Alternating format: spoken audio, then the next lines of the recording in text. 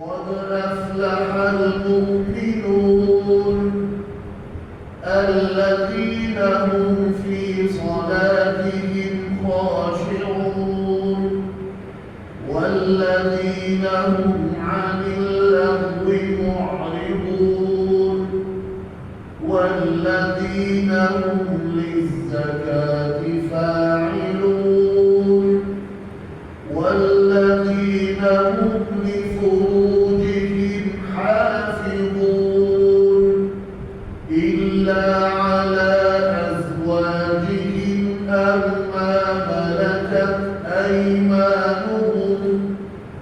أو ما ملكت أيمانهم فإنهم غير ملومين فمن ابتغى وراء ذلك فأولئك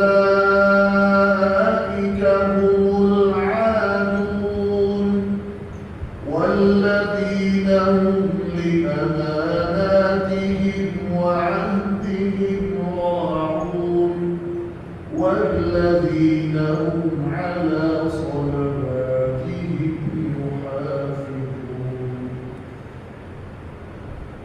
أولئك هم الوارثون الذين يرثون الفردوس هم فيها خالدون.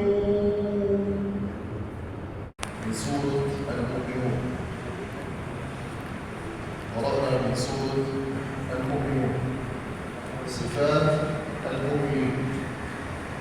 سيدنا عمر بن الخطاب رضي الله عنه قال: كنا جلوسا عند رسول الله صلى الله عليه وسلم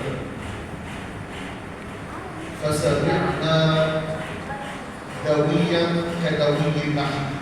كان من عادة النبي صلى الله عليه وسلم أنه إذا نزل عليه الوحي سمع له دوي كدوي النحل. قال: